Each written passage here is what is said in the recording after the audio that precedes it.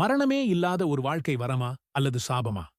காலம் தன் சுவடுகளை அழித்த பிறகும் 5000 ஆண்டுகளை கடந்தும் ஒரு மனிதன் இன்னும் இந்த மண்ணில் உயிருடன் அலைந்து கொண்டிருக்கிறான்.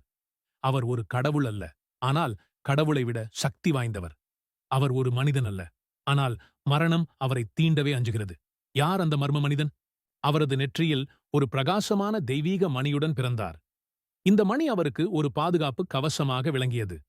இதன் சக்தியால் அவருக்கு பசி, தாகம், சோர்வு மற்றும் எந்தவிதமான நோய்களும் அண்டாமல் பாதுகாக்கப்பட்டது. மகாபாரத போர்க்களத்தில் பாண்டவர்களையே நடுங்க வைத்த அந்த பிரம்மாஸ்திர நாயகன் யார்? தன் தந்தை அநியாயமாக கொல்லப்பட்டதைக் கண்டு பழிவாங்கும் வெறியில் அவர் செய்த கொடூரமான குற்றங்கள் என்ன? நள்ளிரவில் தூங்கிக் கொண்டிருந்த பாண்டவர்களின் வாரிசுகளை கொன்றதும், ஒரு பிஞ்சு உயிரை கருவிலேயே அழிக்கத் துணிந்ததும் தான் அந்த பயங்கரமான தண்டனைக்கு வழிகோலியது. கிருஷ்ணரின் கோபம் ஒரு எரிமலையாக வெடித்தது. அந்த வீரனின் நெற்றியில் இருந்த தெய்வீக மணியை அவர் பலவந்தமாக பிடுங்கினார். நீ சாகவே மாட்டாய். ஆனால் உன் உடல் அழுகி ஆறாத காயத்தின் வலியுடன் யுகம் யுகமாக அலைவாய் என்று சபித்தார்.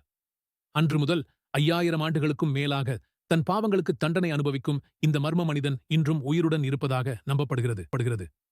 இன்றும் நர்மதா ஆற்றின் கரையிலும் இமயமலை காடுகளிலும் அந்த உயரமான உருவத்தை பார்த்ததாக பல சாட்சிகள் உண்டு. மத்திய பிரதேசத்தின் அசிர்கர் கோட்டை சிவன் கோவிலில் இன்றும் அதிகாலையில் யாரோ ஒரு மர்ம நபர் பூசை செய்வதாகச் சொல்லப்படும் மர்மம் விலகாமலேயே இருக்கிறது. தன் நெற்றிக் காயத்திற்கு எண்ணெய் கேட்டு தனிமையில் அலைந்து கொண்டிருக்கும் அந்த வீரன் யார்? புராணங்களின்படி இந்த கலியுகத்தின் இறுதியில் வரும் கல்கி அவதாரத்திற்கு இவர்தான் வழிகாட்டியாக இருப்பார் என்று சொல்லப்படுகிறது. மரணமே இல்லாத அந்த மர்ம வீரன் யார்? அவர் பெயரை நான் இப்போது சொல்லப் போவதில்லை. அந்த மகாவீரன் யார் என்று உங்களுக்கு தெரிந்தால் இப்பவே கமெண்ட் பண்ணுங்க.